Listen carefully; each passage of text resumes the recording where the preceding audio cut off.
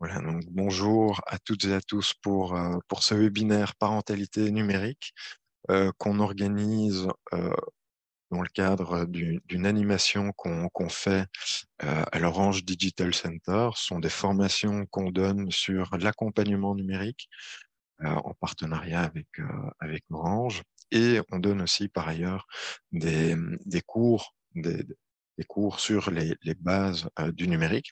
Aujourd'hui, on vous présente ce webinaire sur un sujet très spécifique, hein, comment, en tant que parent, gérer l'utilisation du numérique à la maison avec ses enfants, en bas âge, adolescents, jeunes adultes. Et, et voilà, on va vous présenter quelques chiffres. On va aussi vous montrer les, les deux nouveaux modules qui sont sur la plateforme et qui peuvent vous aider dans votre accompagnement ou peut-être même pour votre propre formation si vous êtes là pour savoir comment gérer le numérique à la maison. Alors, je le répète, ce webinaire est enregistré et sera rediffusé sur notre chaîne YouTube qu'on vous communiquera par ailleurs, ou peut-être que mon collègue pourra le communiquer dans le chat. Et donc, vous pourrez revoir l'entièreté de ce webinaire. Et pour plus de facilité, on vous demande donc de bien garder vos micros coupés jusqu'à la fin de la présentation où il y aura un moment d'échange. Coupez votre caméra si vous ne souhaitez pas apparaître à l'écran. Et si vous avez des questions, n'hésitez surtout pas à les poser dans le chat, à réagir par rapport à ce qui est dit. Je n'aurai malheureusement pas la possibilité d'y répondre en live, mais à la fin de la présentation, euh, on, on pourra certainement regarder et y répondre. Alors concrètement, la présentation, on va la découper en trois temps. D'abord, regarder un petit peu les usages du numérique et les temps d'écran. Ensuite, les risques liés aux usages du numérique pour les enfants. Et on va utiliser pour ça une présentation PowerPoint et aussi les modules tout fraîchement mis en ligne sur 1, 2, 3 digits. L'objectif à la fin, c'est aussi de savoir comment vous vivez j'allais dire le contrôle parental, le numérique à la maison. Quelles sont vos expériences, quelles sont vos recommandations, vos conseils. Voilà, on est là ensemble, on est 50 participants pour le moment. Et donc, peut-être que vous avez des conseils à donner au reste de la communauté. Parentalité et numérique, c'est un vaste sujet, mais commençons peut-être par un chiffre important, un chiffre clé, c'est que 46% des parents déclarent ne pas se sentir à l'aise ou assez accompagnés pour gérer justement cette question du numérique à la maison, le numérique de de leurs enfants.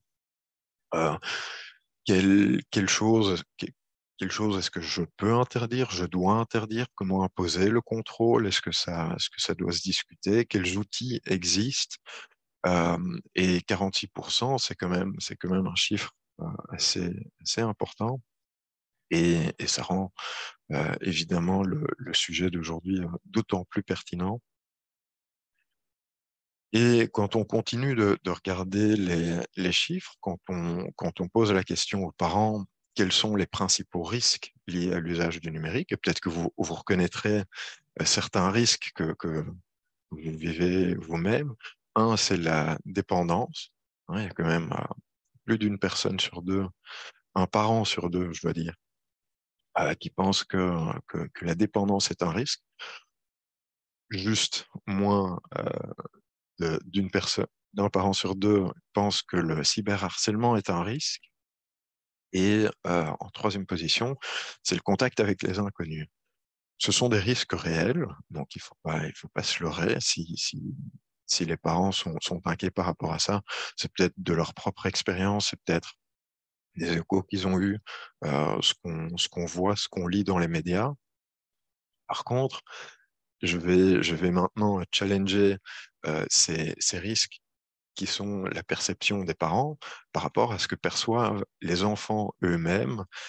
Et vous allez voir, c'est assez éloquent quand on pose la question aux enfants, quel est le risque principal par rapport à l'usage du numérique, ce sont les maux de tête. Et donc, il y a là une grande discordance euh, ce que, entre la réalité de l'univers numérique, la perception des parents. Hein, donc, je reviens à l'écran précédent, c'est la dépendance, le cyberharcèlement et le contact avec des inconnus. Et pour les enfants, les maux de tête.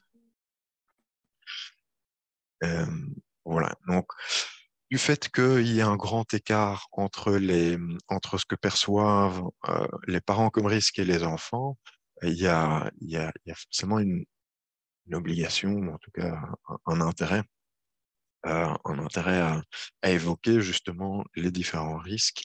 Et c'est l'objet de ce webinaire, des modules qu'on a créés.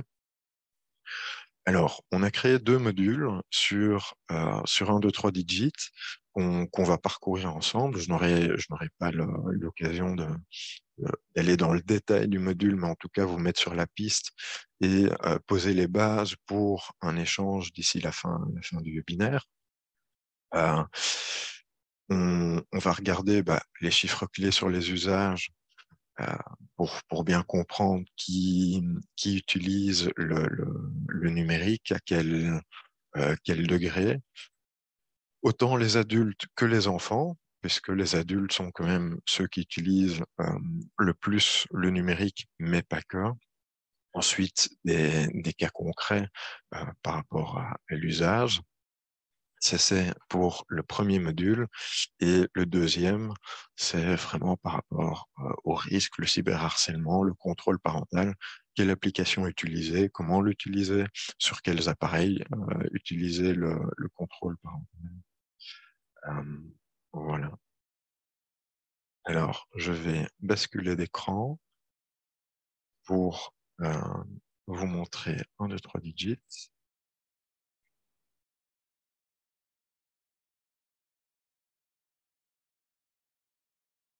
Voilà. Est-ce que vous voyez bien maintenant mon écran 1, 2, 3 digits? Oui, ok, merci beaucoup. 1, 2, 3 digits est une plateforme gratuite pour l'accompagnement numérique, pour vous en tant qu'aidant numérique, et aussi pour l'auto-apprentissage. Et il y a ici un centre de ressources, je vais vous montrer toutes les différentes thématiques. Donc, on part des compétences numériques de base, ordinateur ici et smartphone, ainsi qu'administration en ligne, banque et achat en ligne, insertion professionnelle, mobilité, santé. Et on a une thématique qui s'appelle parentalité numérique. Et c'est dans cette rubrique, évidemment, que se retrouvent les contenus d'aujourd'hui. Voilà. Alors, il y a 3 modules à date. Hein. Découvrir la plateforme Smart School et ensuite numérique en famille, première partie et deuxième partie.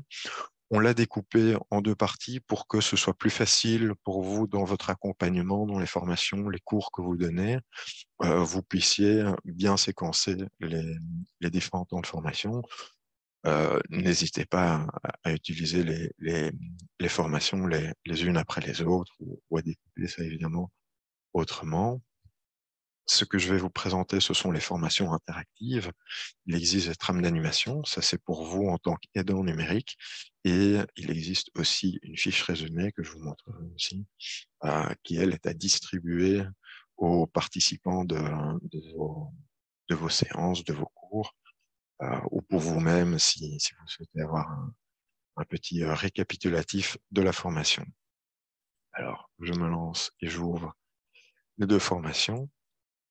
Alors, la première, et je vous montre ici la table des matières, c'est vraiment l'introduction sur le sujet, de savoir finalement comment on se positionne sur le numérique en famille, quelques petits jeux, des conseils, des bonnes pratiques, et des astuces aussi à faire à la maison.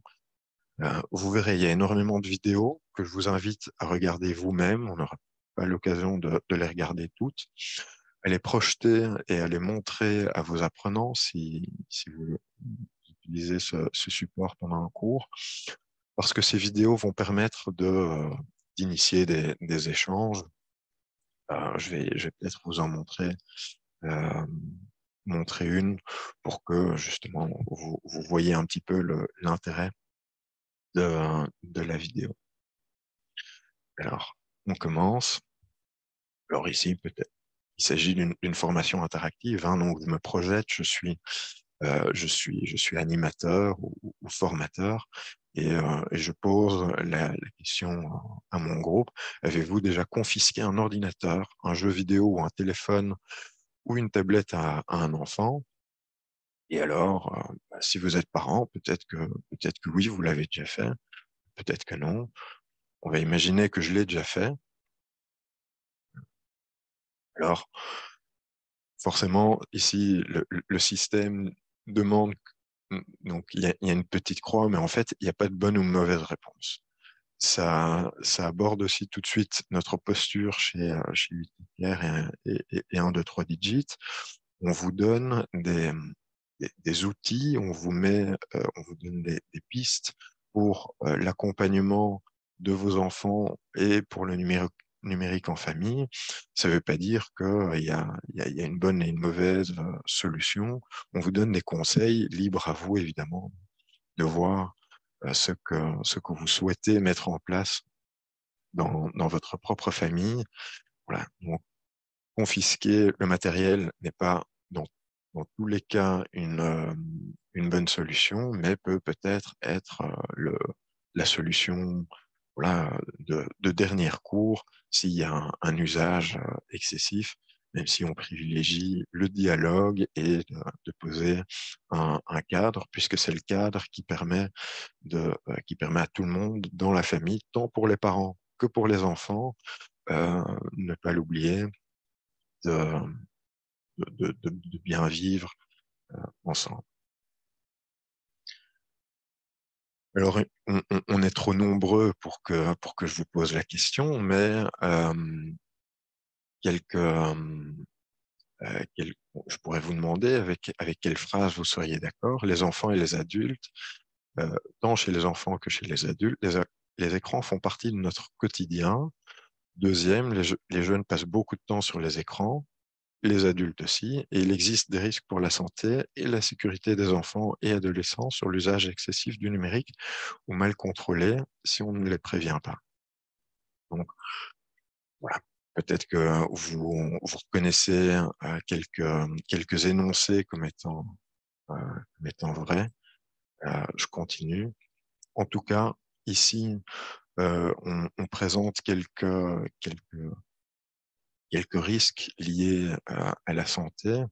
Donc, on voit au-dessus diabète et obésité. Le fait de rester trop longtemps assis derrière un écran fait qu'on bouge beaucoup moins et donc ça entraîne des problèmes cardiaques. Troubles du sommeil, les, les écrans sont des puits de lumière, c'est la lumière bleue principalement. Il existe des filtres, mais au plus on est exposé à cette lumière bleue, ça va stimuler dans le cerveau, voilà, ça va nous garder éveillés. Et donc, au plus on utilise les écrans et au plus tard on les utilise dans la soirée, et ben, au moins on aura de facilité à s'endormir plus tard. Et alors, l'addiction aux écrans, c'est peut-être un raccourci de dire l'addiction aux écrans, c'est pas tant l'écran auquel on est vraiment accro. Si je vous donne un écran d'ordinateur en main, vous n'allez pas être accro à l'écran même. On- nous sommes, nous sommes, nous sommes accros à l'usage qu'on en fait.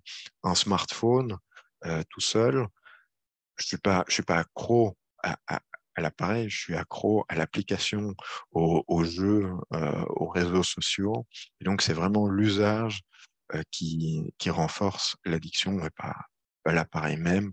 L'appareil n'est que le moyen pour arriver à ces usages excessifs et qu'on cherche à limiter.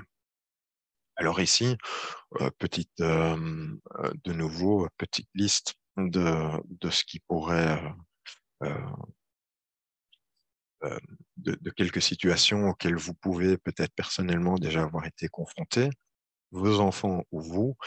L'addiction aux écrans, je peux revenir sur ce que je viens de dire, les arnaques en ligne, le cyberharcèlement, les menaces en ligne, la violence en ligne ou des contenus choquants. Pour chacun, ce sera différent et peut-être que les enfants ne perçoivent pas les, les choses de cette manière. Et donc, c'est important d'en parler. Autre chiffre, combien de temps passe un adulte par jour sur Internet? Alors, je vais pas faire tous les exercices, mais un adulte passe plus de 5 heures et 3/4 d'heure, donc presque 6 heures, sur Internet chaque jour. Alors que ce soit sur smartphone ou sur ordinateur, ça fait quand même près de la moitié de sa journée qu'un adulte passe sur Internet. Et ça se reflète aussi dans les comportements des enfants. Et donc, c'est important d'être conscient de notre propre usage du numérique. Les Belges sont actifs sur les réseaux sociaux, je coche au hasard, voilà. 82% de la population belge est active sur les réseaux sociaux. Donc, c'est quand même 4/5, c'est beaucoup. Et vous voyez, c'est 9,5 millions de Belges, toutes tranches d'âge confondues, sur les 11,6 millions de Belges. Et alors, combien de temps est-ce qu'un adulte passe maintenant sur ces réseaux sociaux? Je prends la première réponse au hasard. C'est 1 heure et demie en moyenne qu'un adulte passe sur les réseaux sociaux. Et alors, il faut se poser la question, à quel moment est-ce que cette heure et demie est consacrée?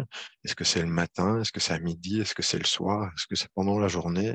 Et donc, quand on dilue, si on regarde un petit peu les moments où on utilise les réseaux sociaux, eh ben, ce sont peut-être des moments où les enfants voient l'adulte, le parent, sur son téléphone ou sur son ordinateur. Voilà. Donc, c'est juste pour pousser un petit peu la réflexion sur notre propre consommation en tant que parent. Ça, c'était pour les adultes. Chez les enfants maintenant, les écrans les plus utilisés chez les enfants du primaire, donc jusqu'à 12 ans. Hop, donc c'est un exercice, vous voyez, on peut bouger les petites vignettes. J'ai mis au hasard. Et donc, on constate que la télévision reste le premier écran consulté par les enfants de primaire, suivi euh, par les tablettes, 67%, ensuite les consoles de jeux, 54%, et les smartphones. Euh, quand on va regarder chez les adolescents, voilà, juste pour l'exercice. Ensuite, c'était tablette chez le primaire. Et en dernier lieu, le smartphone. Voilà, c'est le smartphone qui est le premier appareil numérique utilisé. Donc, 94% des élèves du secondaire ont, ont un smartphone. Les chiffres du baromètre de l'inclusion numérique publié début septembre par la Fondation Droits Bedoin avec l'Université de Louvain, catholique de Louvain et la VUB montrent que la tranche d'âge entre 16 et 25 ans, c'est même 97% qui possèdent un smartphone, c'est énorme, suivi de la télévision. Donc là, on voit que celui primaire, c'était en premier lieu, ça passe en deuxième lieu. Et puis la tablette, ce qui s'explique tout simplement que s'ils ont déjà un smartphone, le smartphone est une version réduite de la tablette, donc c'est normal qu'il l'utilise moins. En moyenne, à quel âge est-ce qu'un jeune reçoit son premier smartphone personnel? On va être naïf, dire 13 ans, c'est à 11 ans. Donc, en Belgique, aujourd'hui, la moyenne d'âge, c'est 11 ans. Donc, ça veut dire que d'ici la fin des primaires, la, la moyenne des enfants ont déjà un smartphone. Et ça s'explique aussi par le fait que beaucoup de parents souhaitent que leurs enfants aient un smartphone pour les secondaires, peut-être pour être joignables quand, quand- quand quand les enfants rentrent de l'école. Je vais pas rentrer là-dedans, mais en tout cas, ça veut dire que les enfants reçoivent de plus en plus tôt un smartphone. Et alors, dernière, encore quelques questions. Combien d'adolescents passent plus d'une heure par jour sur leur smartphone lors d'une journée d'école? 1,65 m. C'est trois quarts des adolescents qui passent plus d'une heure sur leur smartphone.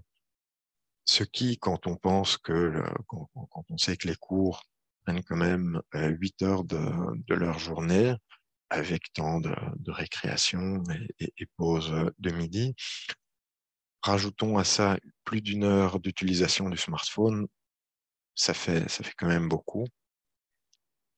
Et alors, euh, deux questions ici pour vous, en tant qu'adulte, vous projeter sur l'utilisation que pourrait avoir un enfant ou votre enfant. Et donc ici, deux questions. Hein. Est-ce que vous avez déjà pensé à demander à votre enfant ce qu'il fait sur Internet? Parce que le dialogue est important, on va y revenir. Et si vous aviez 15 ans, est-ce que vous aimeriez regarder et partager avec vos amis des vidéos drôles? La question est un peu naïve, mais c'est pour vous projeter en fait sur un usage du numérique qu'ont les jeunes, les adolescents, et donc pour un petit peu euh, les- débloquer, briser la glace, bloquer la conversation. Alors ici, je vais vous montrer cette vidéo. Alors, je vais juste demander soit que quelqu'un utilise le chat, ça sera peut-être plus prudent. Si vous entendez bien le son,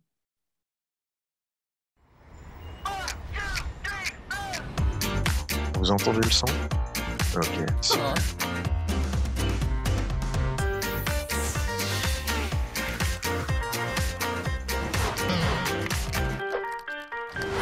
Va falloir qu'elle se mette à jour là, Juliette. Elle a encore plein de choses à rattraper.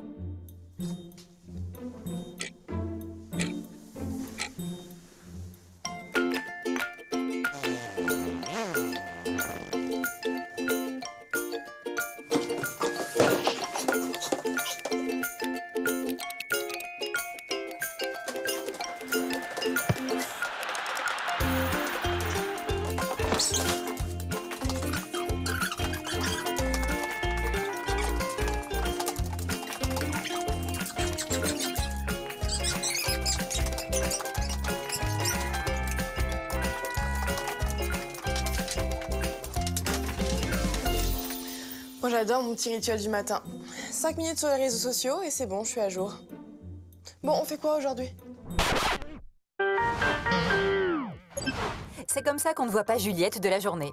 Parce que nous utiliser à forte dose, nous les écrans, on va pas se mentir, ça isole les enfants, ça perturbe le sommeil et je ne vous parle même pas des effets sur l'attention à l'école.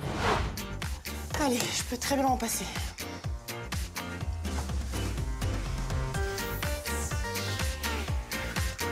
Oh le bébé! Oh le bébé!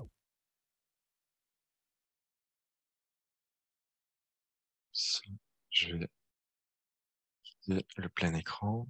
Voilà, c'est une petite vidéo que je voulais vous montrer et il y en a plusieurs. Hein.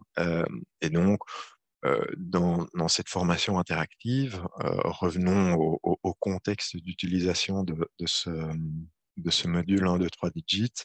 Je vous invite à les regarder avec vos apprenants et d'échanger dessus. Et si, par exemple, une question qu'on propose pour l'animation du cours, quelles activités pouvez-vous proposer à Juliette pour passer moins de temps sur son smartphone et plus de temps en famille?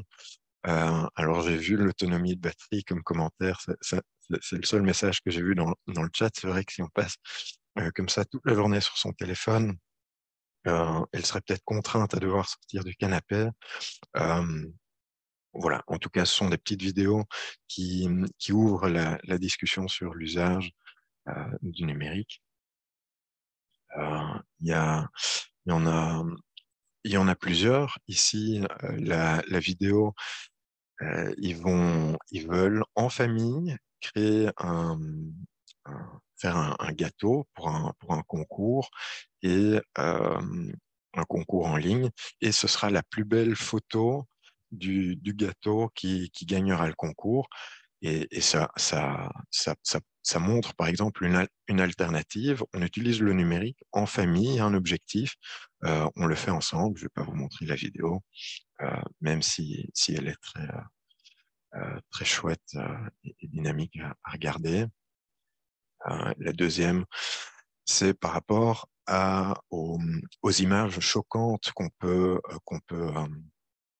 peut voir à la télé, sur Internet. Ne pas se leurrer. Et ce qui paraît choquant pour un enfant n'est peut-être pas choquant aux yeux d'un adulte.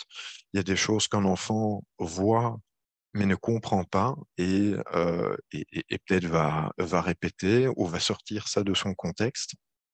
En tout cas, ici, les conseils, c'est d'éteindre la télévision si par exemple, c'est un petit peu, c'est l'actualité. Si, à force de regarder des émissions sur la guerre en Ukraine, par exemple, eh ben, on pourrait couper la télévision. Et on peut aussi mettre un contrôle parental en disant on ne regarde la télévision que à certaines heures ou certaines émissions, certains sites sur Internet qui sont accessibles. Expliquer, et ça c'est vraiment très important, rentrer dans le dialogue avec son enfant en disant voilà ce qu'on voit, le dire avec des mots plus simples, expliquer pourquoi on interdit certaines chaînes ou certains sites Internet. Et est-ce que l'interdiction des écrans est vraiment nécessaire? Voilà. En tout cas, on donne ici des petits conseils encore sous format vidéo. Donc, on a fait une compilation des meilleures vidéos pour aider, par exemple, ici sur la gestion des temps d'écran, mais il y en a d'autres. Comment aider un adolescent à se déconnecter la nuit, comment parler de ses amis en ligne et pourquoi pas mettre un contrôle parental à la maison. Ces vidéos sont très chouettes parce qu'elles proposent des solutions assez simples et à la portée de toutes et tous. Donc, je vous propose de nouveau, comme la fois d'avant, de regarder une vidéo et je propose de regarder celle de la gestion de son temps d'écran.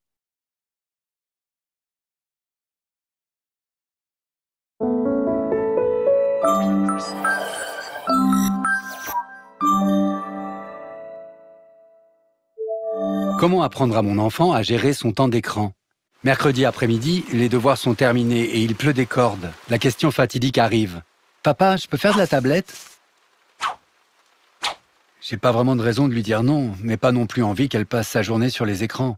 Surtout pour regarder des vidéos à la chaîne et s'énerver quand il faudra arrêter. Mais alors comment faire? Comment l'aider à choisir ses activités numériques? Pour quelles raisons votre enfant souhaite-t-il utiliser les écrans? Il est important qu'il puisse partager ses envies avec vous. L'écran ne doit pas devenir une simple routine pour passer le temps. Choisissez ensemble une activité numérique et définissez un cadre, la durée, le moment de la journée. Quels outils lui proposer pour gérer son temps en ligne? Matérialiser le temps aide les enfants à se réguler et à organiser leur temps devant les écrans. Vous pouvez lui donner un sablier, un minuteur, une montre, pour qu'elle puisse voir concrètement le temps s'écouler et anticiper seule la fin de l'activité. Comment lui apprendre à organiser son temps d'écran? Les activités numériques, c'est pas tout le temps ni n'importe quand. Pour aider votre enfant à planifier et équilibrer son temps, avec et sans écran, vous pouvez lui proposer de créer un emploi du temps de sa journée ou de sa demi-journée. Proposez-lui d'y organiser l'ensemble de ses activités et surtout de garder un peu de temps pour se reposer et rêvasser. On récapitule.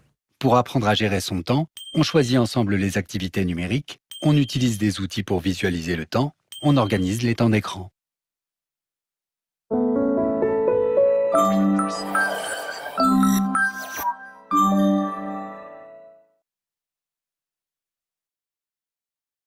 Chacune de ces vidéos, je vais couper le son, voilà, ici, et je m'arrête là. Hop, je l'ai raté. Donc ici, par exemple, comment se déconnecter la nuit. On éteint son appareil, on reprend le contrôle, donc on désactive toutes les notifications, ou on met le mode Do Not Disturb, DND, ou ne me dérangez pas, ou le mode avion. Et autre suggestion, c'est de couper le Wi-Fi à une heure fixe, et comme ça, on sait qu'à partir d'une certaine heure, eh ben, toute activité du téléphone, du smartphone, est réduite au téléphone, juste les appels si besoin, ce qui n'est pas possible avec le mode avion, évidemment. Voilà, en tout cas, ces petites vidéos sont utiles, éventuellement à regarder avec des enfants ou des adolescents pour expliquer, tiens, bah, comment est-ce qu'on mettrait ça en place de notre côté, et donc comment parler de ses amis en ligne. Et ça ouvre la question des inconnus sur Internet. Est-ce que j'ai envie d'avoir tout le monde dans mon réseau d'amis sur Facebook, sur Instagram ou sur TikTok, si je mets des photos ou des vidéos de moi à la plage en maillot de bain, par exemple? J'ai pas envie que n'importe qui voit ça. Et donc, petite vidéo. Et ensuite aussi, par rapport au contrôle parental, à quoi il sert, comment le mettre en place, sur quels appareils l'installer. Je vais pas résumer, refaire toute la vidéo, mais en tout cas, important de savoir que le contrôle parental est accessible sur de nombreux appareils. Il ne se limite pas ni à la télévision, ni aux ordinateurs, aux smartphones.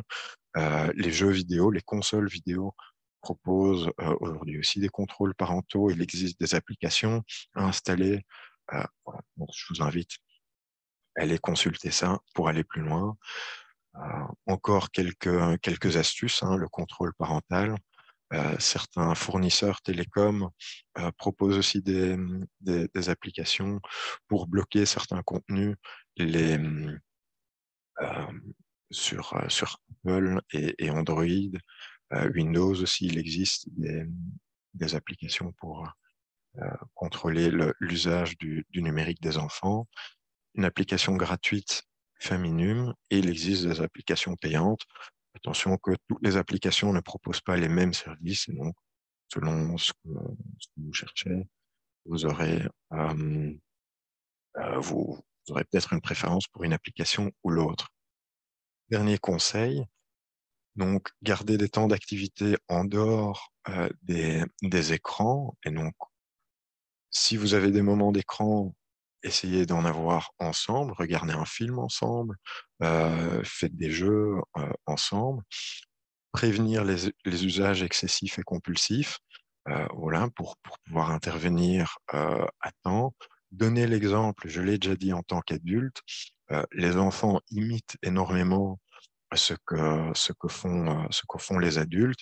Il suffit de regarder, d'écouter le vocabulaire qu'utilise un enfant. Pour peu qu'on utilise un gros mot, ben, vous pouvez être sûr qu'un quart d'heure plus tard, ça va être entendu et même ressorti par l'enfant. C'est pareil par rapport au numérique. Et quatrième, donc préférer un usage collectif plutôt qu'individuel. Voilà, ici, quelques suggestions de jeux, justement, pour le collectif euh, que vous pouvez faire avec ou sans écran.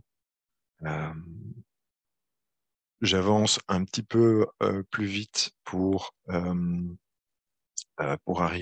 présenter quand même le deuxième module qui traite de la question du cyberharcèlement.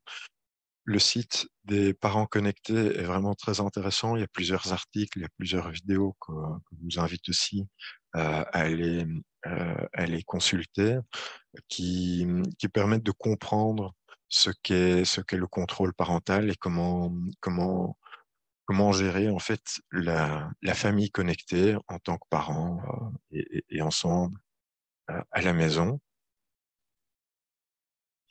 La fiche résumée, je peux la montrer très rapidement. Donc, la fiche résumée, voilà. Donc, vous voyez, ça tient en une page. C'est une feuille à distribuer aux parents si vous le souhaitez, ou à imprimer vous-même, peut-être à l'afficher, qui résume un petit peu les différents points abordés. Hein. Donc, les différents risques par rapport à la santé, ce sont les problèmes cardiaques ou de diabète, les troubles du sommeil ou l'usage excessif de certains appareils, smartphones, jeux vidéo, télévision. Conseils et solutions, vous voyez, donc limiter les temps d'écran, éviter l'usage excessif, échanger avec les membres de la famille, partager les temps, même en ligne, et utiliser plutôt des ressources éducatives. Voilà, et on vous propose quelques cœurs. La fiche PDF est interactive. Vous pouvez cliquer dessus, il y a des liens derrière. Voilà. Ceci donc pour la première partie. Je bascule ensuite à la deuxième partie qui s'attaque plus au cyberharcèlement.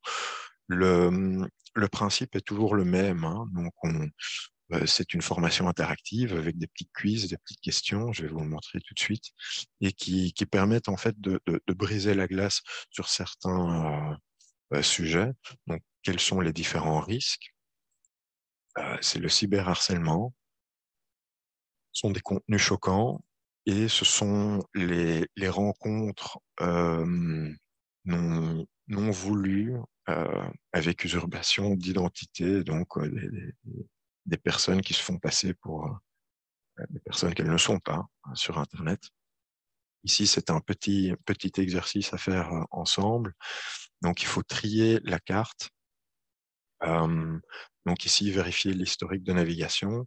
Est-ce que c'est plutôt un contenu choquant, une addiction aux jeux vidéo, la gestion du temps d'écran ou une mauvaise rencontre? Voilà. Donc, c'était un contenu choquant. Vérifier l'âge indiqué. Ça, c'est peut-être pour les jeux vidéo. Certains jeux vidéo ne sont pas adaptés pour un enfant de 12 ans, plutôt 16 et plus. Voilà. Définir la durée avec des temps d'écran avec son enfant grâce à une application. Voilà, c'est peut-être les jeux vidéo. Interroger, échanger avec les enfants sur ce qu'ils ont vu ou lu sur Internet. Contenu choquant. Je ne vais pas faire les 27 fiches, mais voilà, vous comprenez un petit peu l'idée. Et alors ici, c'est une vidéo qui parle de pornographie et comment en fait comment en fait le porno et des vidéos, des images ou des messages à caractère sexuel, parfois très explicites, sont accessibles sur Internet. Moi, par exemple, vous le voyez ici, j'utilise un adblocker pour limiter des contenus publicitaires sur mon écran. Alors, de toute façon, nous n'en avons pas sur un, 2, 3 digits, mais sur le reste de la toile. J'ai pas envie de savoir où sont les femmes célibataires dans un rayon de 500 mètres autour de chez moi, des propositions voilà, sexuelles, tout comme j'ai pas envie de savoir non plus quels sont les derniers vols de TuiFly, les meilleurs marchés.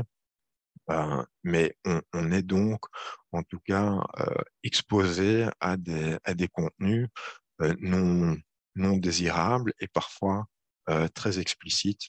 Voilà, cette vidéo expose ça, ce qu'on voit en tant qu'enfant, en tant qu'adulte, et comment réagir face au contenu qu'on a vu. Voilà, il y a quelques questions avec des chiffres à la clé, hein, de savoir, par exemple, quelle est la probabilité pour qu'un enfant ait eu accès à des images pornographiques. Je vais être, je vais dire naïf, je vais espérer 33%. En fait, c'est presque 100%. 99,9% de chances qu'un enfant ait accès. Je vous l'ai dit, ce sont bêtement des publicités. S'il n'y a pas de contrôle parental, il peut écrire n'importe quoi dans la barre de recherche ou d'URL. Donc, il faut pas dramatiser la situation, mais il faut pas se leurrer. Euh, voilà quelques questions. Donc, à partir de quel âge faut-il parler de sexualité avec son enfant? Parler dès le plus jeune âge et de manière adaptée, c'est ce que je vous avais dit précédemment aussi, hein. Il faut simplifier les choses, le ramener à un niveau compréhensible pour l'enfant. Donc, différentes questions qui peuvent vous intéresser. Ici, ce sont des exercices, euh, des petits jeux de vrai ou faux. Donc, le contrôle parental est disponible uniquement sur ordinateur. C'est faux, je vous l'avais déjà dit là tout de suite. On va pas faire tout l'exercice. Le contrôle parental, ici, on va regarder vraiment comment installer le contrôle parental sur, sur les différents jeux. Et on vous montre, par exemple, ici, pour Fortnite. Et ici, on est sur un site où on montre l'âge à partir duquel il est acceptable de jouer à ce jeu. C'est donc tout en bas. Les jeux sont obligés légalement de mettre un âge d'utilisation. Voilà, donc ça, c'est important à savoir. L'horaire demandé à un enfant qui a envie de jouer de 20h à 23h, est-ce que c'est la bonne plage horaire? Est-ce que c'est pas trop long? Donc, ce sont toutes des questions qu'on peut poser et qu'il faut poser et dont il faut discuter avec l'enfant. On peut convenir d'une plage horaire, voilà, entre telle heure et telle heure, et d'une durée. Et puis, ça sera à l'enfant de choisir. Ben, si je peux aller sur Internet entre on va dire 17 heures et 19 heures pendant trois quarts d'heure. Ben, peut-être que ça sera de 17h à 17h45 ou de 18h15 à 19h. Voilà. En tout cas, on pose un cadre et on en discute ensemble en famille. Et donc, on propose ici un petit tableau à l'image de celui-ci au-dessus, hein. J'ai envie de faire quoi? Sur quel écran? À quel endroit? Pendant combien de temps? Et puis, qu'est-ce qu'on décide ensemble? Est-ce que le salon est le meilleur endroit pour jouer aux jeux vidéo? Est-ce qu'il n'y a pas quelqu'un d'autre qui veut utiliser le salon? Si l'enfant, s'il y en a un des deux ou des trois, je ne sais pas, qui veut jouer à un jeu vidéo dans le salon et que l'autre, justement, a invité des copains ou des copines à rester dormir, bah, peut-être que ce sont les copains et copines qui veulent ce soir-là utiliser le salon plutôt que celui qui veut jouer aux jeux vidéo. Donc ça sont des choses dont il faut discuter ensemble plutôt que d'avoir une attitude répressive en disant non, tu ne peux pas. Ouais, il faut expliquer ça ensemble aux enfants. Le contrôle parental sur smartphone et tablette. Hein, donc ici, on vous explique un petit peu pour streaming, jeux vidéo, ordinateur et smartphone, comment paramétrer ça, comment y avoir accès. Ce qui est important, de nouveau, c'est le dialogue. Il ne faut pas que ce soit invasif, mais que l'enfant comprenne pourquoi vous le faites et que ce soit vraiment dans son intérêt. Et ça créera évidemment un lien de confiance avec votre enfant. ici une petite vidéo, toujours, hein, vous aurez compris entre-temps le principe, qui montre le cyberharcèlement.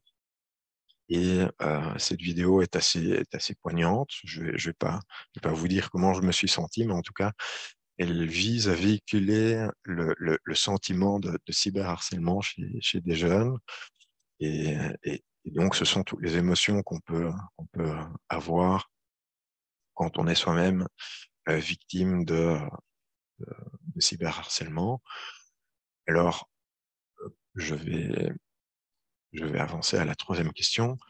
La jeune fille victime, comment est-ce qu'elle arrive à s'en sortir?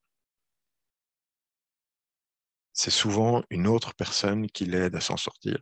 Ce n'est pas seul qu'on y arrive, et souvent on s'en sort. Donc il faut pas penser que le cyberharcèlement, il n'y a pas de solution, mais il faut en parler, il faut être à l'écoute, et donc c'est ensemble qu'on peut y répondre.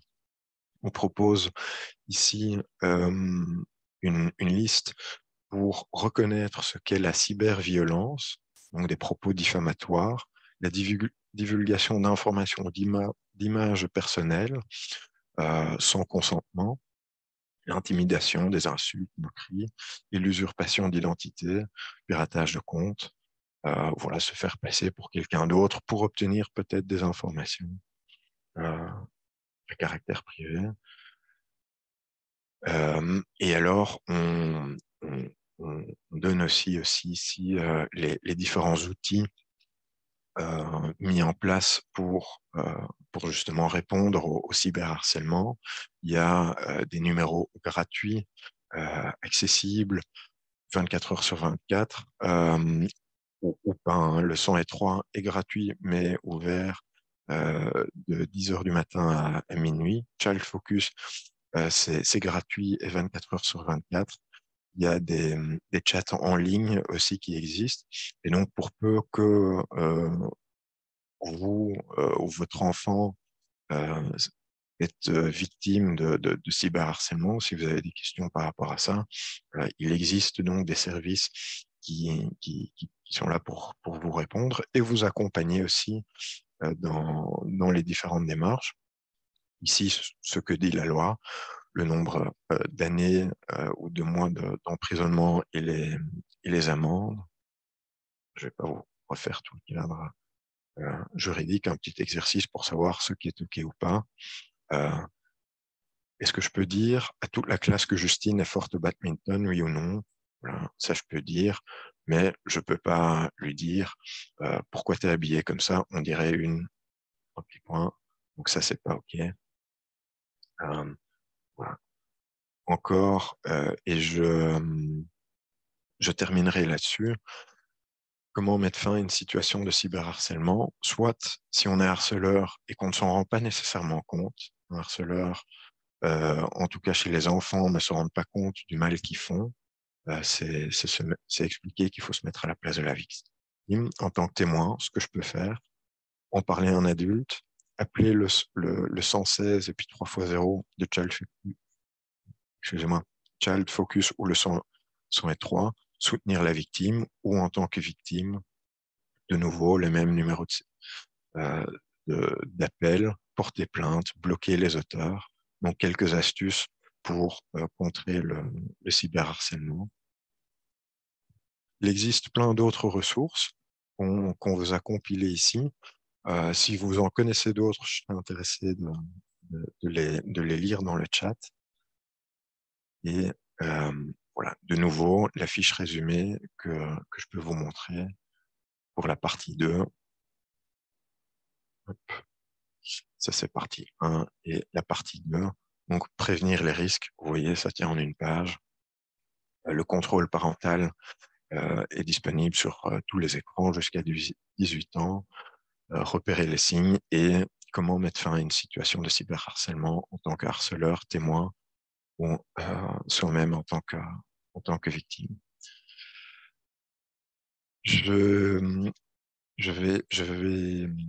On a parcouru maintenant les deux modules. Je propose de regarder dans le chat s'il y a des questions et je vais demander l'aide de mon collègue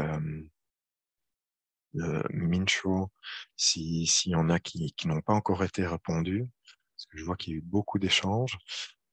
Peut-être à vous aussi, si vous avez des ressources, des conseils, des réactions par rapport à ce qui a été présenté ici dans le webinaire. Voilà, on ouvre la parole à tous et je rappelle que les modules sont gratuitement accessibles sur 1, 2, 3 digits sous la rubrique parentalité et numérique. Alors, merci Thomas. Une petite question qui est revenue à plusieurs reprises. Il s'agit de pouvoir voilà, définir ce qu'on entend par enfant. Quel est l'âge maximum par rapport à ta présentation? Alors, ce qu'on considère un enfant, en fait, et ça, c'est le cadre légal qui l'impose, c'est jusqu'à 18 ans. Alors, enfant, jusqu'à 18 ans, on a en tant que parent une obligation légale vis-à-vis de ses enfants. À partir de 18 ans, on est légalement adulte, même si à partir de 16 ans, on a certains droits. On considère qu'une personne a euh, pas une maturité numérique, je ne sais plus exactement quel est le terme utilisé, mais un usage reconnu légal et autonome du numérique à partir de 13 ans. Personnellement, je dirais enfant jusqu'à 12-13 ans et puis adolescent à partir de 12-13 ans jusqu'à 18 ans, jeune adulte. Selon le contexte, évidemment, c'est différent.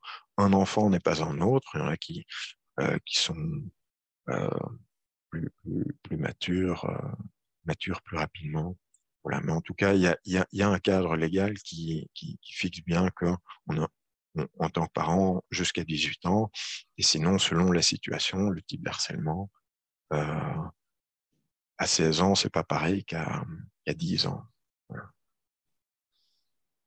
Alors ensuite, il y a une seconde question qui est de demander notre positionnement par rapport à un livre qui s'appelle La fabrique du crétin digital. Donc c'est une question de Monsieur Chaput.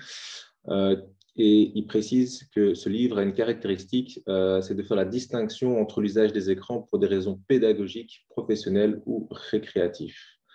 Donc, quelle est notre position par rapport à ce livre qui demande voilà, quels sont notre positionnement par rapport à la distinction d'usage des écrans pour les raisons pédagogiques, professionnelles ou récréatives? Alors, je vais peut-être je vais peut-être pas donner une réponse tout à fait satisfaisante. J'espère m'en rapprocher. En tout cas, on ne veut pas pousser au tout numérique, surtout pas. C'est pas notre position, et on veut pas pousser à l'inverse non plus à la déconnexion. On fait le constat que le numérique est présent partout et il faut trouver un équilibre sain. Chacun fait un usage propre sur Internet ou en ligne ou sur un appareil numérique. Par contre, il faut trouver un équilibre sain pour soi-même, hein, parce qu'on l'a vu, il y a des risques pour la santé, tant physique que mentale. Et puis après, dans le collectif. Effectivement, pour le professionnel, bah ça là on parle dans un cadre adulte. Pour un enfant, je suis d'avis qu'il faut, et la vidéo le montrait aussi, hein, trouver des moments déconnectés, jouer dehors, rêver, dessiner, jouer à des jeux de société, mais on peut accepter dans une certaine mesure, et à chacun de savoir justement quelle est cette mesure, qu'une partie de l'activité se passe maintenant en ligne, parce que ça permet d'échanger avec des copains, des copines. Voilà. Et donc là, on n'interdit pas, je ne vais pas dire d'interdire le numérique, mais de savoir justement quelle est la limite raisonnable. Alors, merci Thomas. Seconde question qui n'est pas une question mais plus une affirmation. Et je pense que c'est intéressant de la commenter. Donc, c'est de ML. D'expérience, ce n'est pas parce qu'un enfant utilise un smartphone pour aller sur Instagram qu'il n'est pas en situation de fracture numérique. Je pense que c'est assez pertinent que tu puisses un peu développer ce point de vue. Tout à fait. Alors, c'est tout à fait. Enfin, j'aurais pas pu mieux le présenter, l'expliquer en une phrase. Il y a une différence entre l'usage d'un outil et, et d'une fonctionnalité spécifique, les réseaux sociaux sur un smartphone, et puis, par exemple, pouvoir utiliser la plateforme de son école, Smart School, pour faire ses devoirs, savoir faire une recherche en ligne, utiliser un traitement de texte pour écrire sa dissertation, préparer un exposé. Euh, on voit que les enfants possèdent énormément un smartphone, ils sont présents sur énormément de réseaux sociaux. Par contre, quand on voit leur usage ordinateur, là, ça chute énormément et ils sont pas du tout à l'aise. Euh, et donc, effectivement, la fracture numérique euh, est présente chez des enfants, même si possèdent un smartphone. Voilà. Ensuite, encore un autre commentaire de l'EPN Pays Seul. Pour ma part, maman de 4 enfants, j'avoue avoir beaucoup de craintes par rapport au net. Eh bien, j'ai vu que beaucoup sont des jeux, mais aussi les miens apprennent énormément en regardant des vidéos YouTube, des vidéos de sciences, de politique, etc. Alors oui, les jeux, je trouve pas ça cool, mais bon, quelquefois, ils me parlent de choses du quotidien, du monde, etc. Et ils ont vu tout cela dans leurs vidéos. Donc, j'ai dû me rendre compte que tout n'est pas mauvais, mais bon, cela dépend aussi de chacun. Ouais. Effectivement, il y a du bon, et maintenant je vois où on en est dans le chat. Merci Mincho. Il y a du bon et du mauvais sur Internet. Par contre, l'important, c'est de savoir reconnaître le mauvais, d'aborder le sujet avec ses enfants voilà, pour les accompagner. Euh, alors, soit vous êtes parent vous-même et ce webinaire vous sert dans votre vie privée, soit vous êtes aidant numérique et vous allez accompagner d'autres parents, ou peut-être que vous allez en parler avec des amis pour, euh, pour en parler. Mais il n'y a pas que du mauvais sur Internet non plus, et à nous de nous adapter un petit peu. Je vois qu'il y a d'autres applications, Family Link. Euh, il existe des contrôles parentaux pour la console Switch. Ça confirme ce que je disais, hein, il existe un contrôle parental par appareil et par jeu. Donc on peut certainement mettre en place. Voilà, je vois Adri qui propose des chaînes de YouTubeurs et YouTubeuses qui font des contenus euh, important pour les adolescents. Ils s'informent en fait en ligne, là où nous avions traditionnellement plus tendance à nous informer, soit dans les journaux, peut-être en ligne aussi, mais tout ce qui est influenceur a un rôle assez important chez l'enfant ou l'adolescent.